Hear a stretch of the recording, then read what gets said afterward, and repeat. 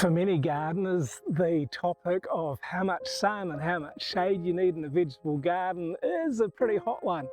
Here in the tropics in the northern part of Thailand, yeah, hot is the thing. When it's sunny, when it's during our hot season, it's way too hot to plant things like our lettuce seedlings out in the direct sunlight. So I've tried a few different things over the years, and typically this means adding shade cloth to the mix, and I really don't like this stuff. It's practical, it's convenient, but it's ugly and it's not organic. It doesn't break down easily. I've come up with an alternative in building a hyperbolic paraboloid.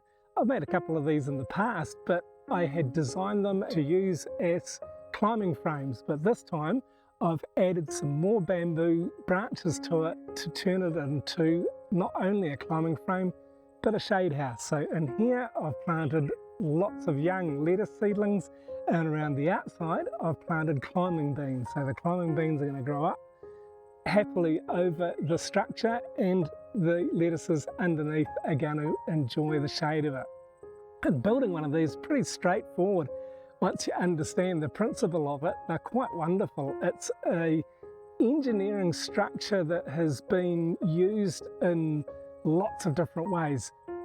Probably not so much in vegetable gardens, but it's been used for building covered arenas and buildings and all kinds of auditoriums, because they're really simple and they're really structurally sound, and they're quite beautiful. It's all made with straight pieces, but it's got a lovely curve to it. It's got a cool shape to it. So it's got that sort of added bonus of something that looks pretty cool in the garden as well, I think so anyway. And so I started out by getting some good strong pieces that will make the main frame. So the pieces along the horizontal axis are the most solid. I've lifted it up off the ground so I can get easy access underneath to weed it and to be able to get in to hoe the ground and plant new seedlings when these ones are harvested already. So lifting it up, but then providing a good solid structure with the minimal number of pieces of heavy bamboo, and then I've used split bamboo to form a lattice over the frame, and this then also creates the nice curve in it, although all the pieces are pretty much straight. This is quite a fascinating part of this design, and yeah, quite attractive. As I mentioned, I think it looks pretty cool in the garden. And once the latticing was in place, and I've drilled and pegged these with little bamboo pegs and then tied it, and this gives it a good rigidity. I built a couple of these in the past where I've only just tied them, and that wasn't enough because the movement, the slipping and sliding is not so good. You want these pieces to be held fast because they're also a part of the structure. And then woven into these lattices are pieces of bamboo branch that I've used. In the past, I'd been chucking these away. I didn't really think they were much use for anything. But having a look at some inspiration, particularly from Japanese, and the way the Japanese people use the bamboo branches in every part of the bamboo, I've decided to use the bamboo branches to weave in and out of the lattice to provide the shade for the vegetable seedlings underneath. So we've got a structure here that's nice and solid. It's got a bit of give to it, a bit of move to it, but that's okay. It's going to cope with the wind. It's also going to provide good airflow too, because not too much of it is too close to the vegetables, and yeah, so it's going to get a nice breeze through and allow the hot air to escape as well.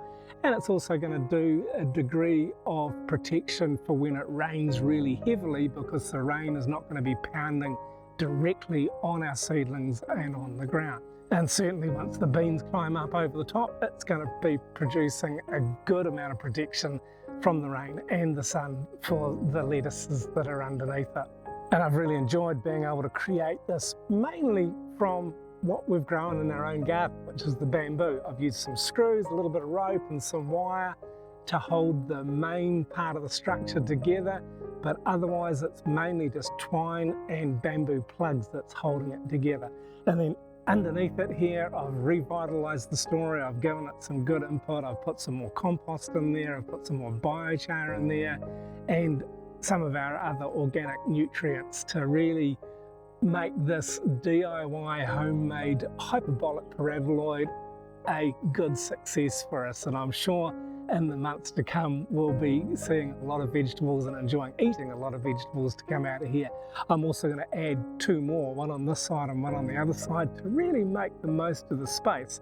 It's a triangular shape, so it doesn't necessarily fit on its own well into a more regular garden space, but by creating two or three of them together, I've found that I can really maximize the use of the space in our vegetable garden here, where our soil is really at a premium. It's the best that we've got on our section, because we've worked hard at it. If you'd like to know more about what we do to build up our soil and to help raise the nutrient value in our soil, you can check out this video next.